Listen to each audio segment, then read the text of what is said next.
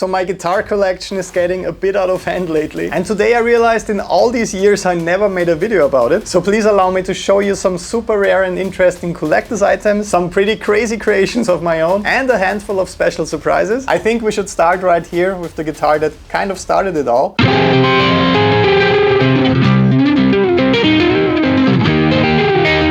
This one's pretty rare and super hard to find. In perfect condition it sells for around $15,000.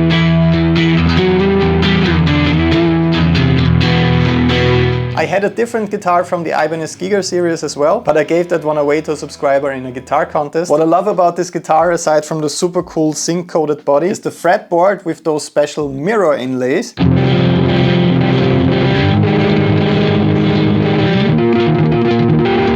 I don't think I've seen this on any other guitars, it's really interesting. And the body also has a really cool 3D effect to it, because the design is etched into the metal, so you can really feel it.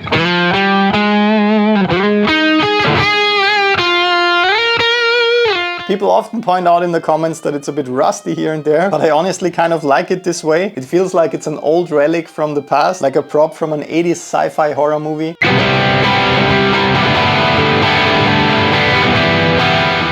This really cool looking and heavily modded and customized 7-string guitar is my current main guitar in my new band Ivory Black.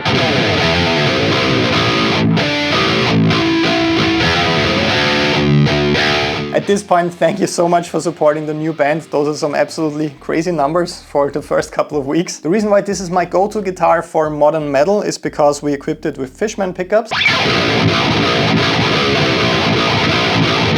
Those are the modern Fluence pickups and they don't just visually match the guitar perfectly. I also get that really powerful but transparent modern metal tone.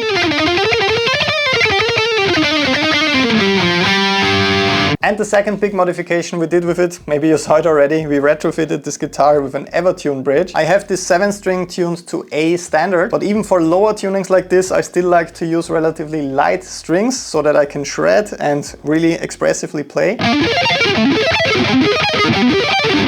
That means it used to go out of tune all the time, but with the Evertune it stays in tune perfectly. And the rumors about the Evertune bridge are not true, you can still bend and play with vibrato.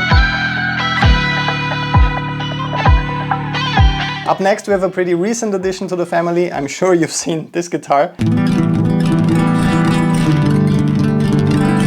This one's part of the pretty new Ibanez Nylon Electroacoustic series. Visually I really like the finish on this one, it's quite sparkly. Since I mainly play electric guitar, the cool feature for me is that I can plug it in and it sounds great right away.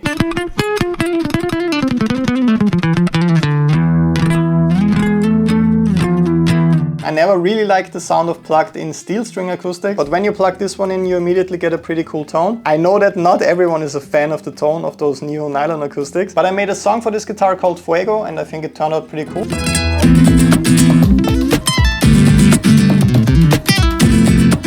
Once again, if you're used to playing electric guitar, you will be positively surprised by the action, for example. So this guitar is definitely easier to play and it feels right at home as an electric guitar player compared to the more traditional steel string acoustics.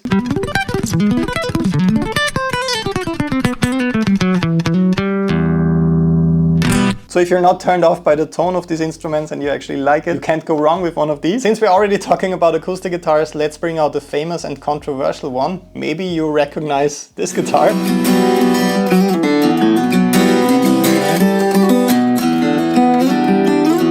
If you subscribe to this channel, you know that it's the one from my most viral video so far, from the song Airflow.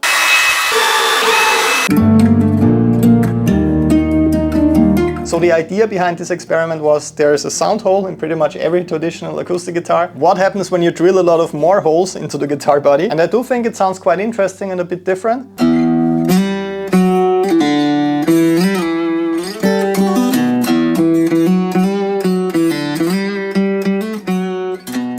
Since this is my quote-unquote most famous guitar, I brought it out on my European tour last year and a lot of people were quite happy to see it live on stage. Guitars have one sound hole. What happens when you drill a lot of others into it?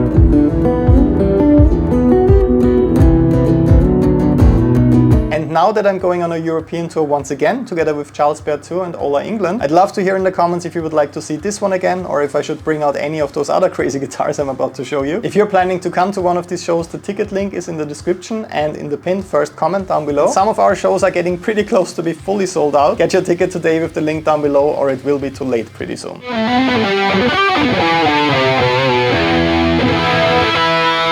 This is my main electric guitar that I use both on stage and in the studio for the videos. A lot of you ask me if this is my signature guitar because I play it all the time. It's not, but we are working on one at the moment. I'm not even sure if I'm allowed to say that. It might be out later this year or next year, but you didn't hear it from me. The reason why this is my main guitar and why I use it so much is because it's extremely comfortable to play.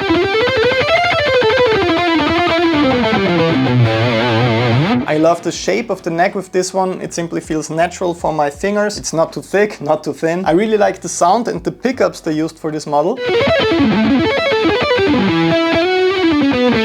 I get some cool modern clean tones out of this guitar, but I can also play my metal stuff with it.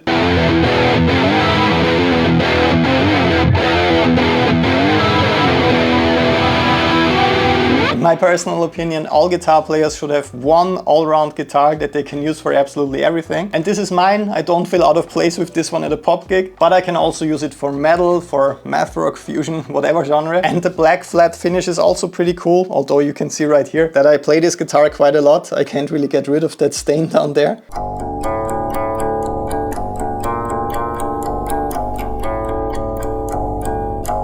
Let's switch to one of my crazier creations. This is a Lego acoustic guitar. The first thing I'm always very surprised by whenever I pick it up, this is really, really heavy. There's no acoustic guitar body hiding underneath. This is all made out of Lego.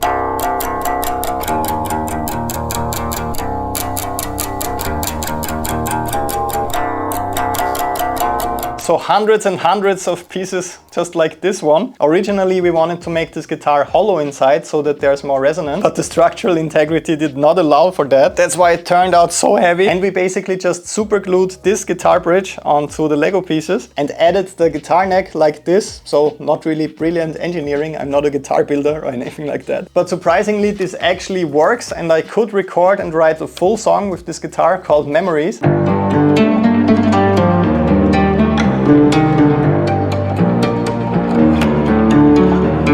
It's called like that because I loved playing with those Lego pieces when I was much younger. Who would have thought that they would form an instrument one day?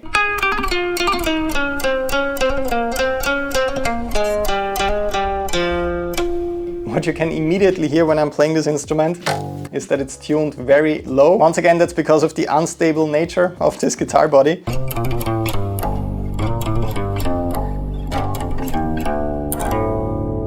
But it ended up sounding really unique and haunting in the song. This is the main traditional acoustic guitar that I'm using in my studio.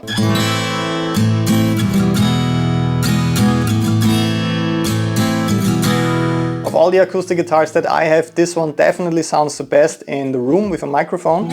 As an electric guitar player, this is the most unforgiving guitar that I own, I would say. So it's always an awesome challenge for me to practice on this one.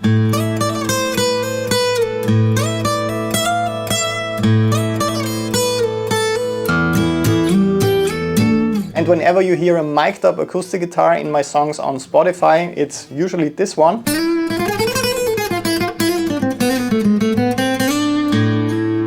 I'm kind of embarrassed to show you. You will see that I play this guitar a lot. So the fretboard definitely needs some cleaning, but the inlays, so the design of the fretboard looks really, really nice. So I think this one deserves a proper cleaning and a string change.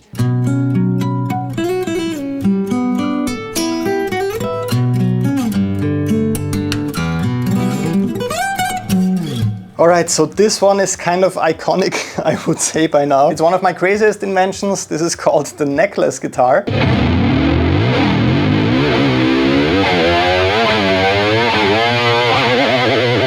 Once again, if you subscribe to this channel, I'm sure you've seen this in a couple of videos already. So this guitar was really, really controversial when the video first came out.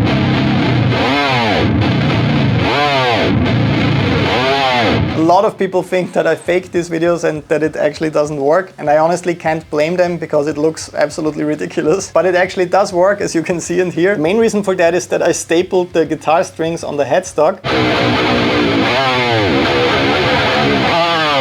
I'm sure that this could be done in a more elegant way, but that way they are really attached and they don't come off, and I can really pull on the headstock. And when you pull hard enough and you make sure that only one of these strings is tight so the other ones are not ringing out, you can do some crazy stuff like this with this instrument. So once again, since so many people don't believe that this actually works, I'm going to play it live again on my tour with Charles and Ola, so that alone is worth the price of admission, I'd say. Alright, and this guitar does not look like much when you see it for the first time, right? But it might just be the most important guitar that I own. The first reason for that is that I played the biggest show of my life with this guitar. I got to play some awesome solos with this guitar at the world's biggest festival. Yes, it actually holds the Guinness World Record for the biggest festival in the world.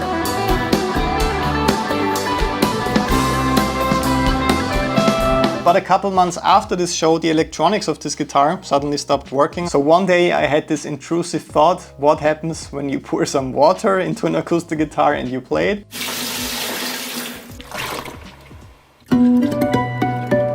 So maybe you've guessed it by now, this is also the guitar from my Waterworks video and song. One of my biggest songs and videos so far, and after being pretty much completely filled with water for a long time, which is also the reason why the input jack right here is still covered in tape. The neck was completely bent and the guitar was basically unplayable. But then I had one more crazy idea. I replaced the lowest strings of the guitar with rubber bands to see how that sounds. You can see that the bottom two rubber bands are already snapped. It's been a while since this video, but the third one is still alive.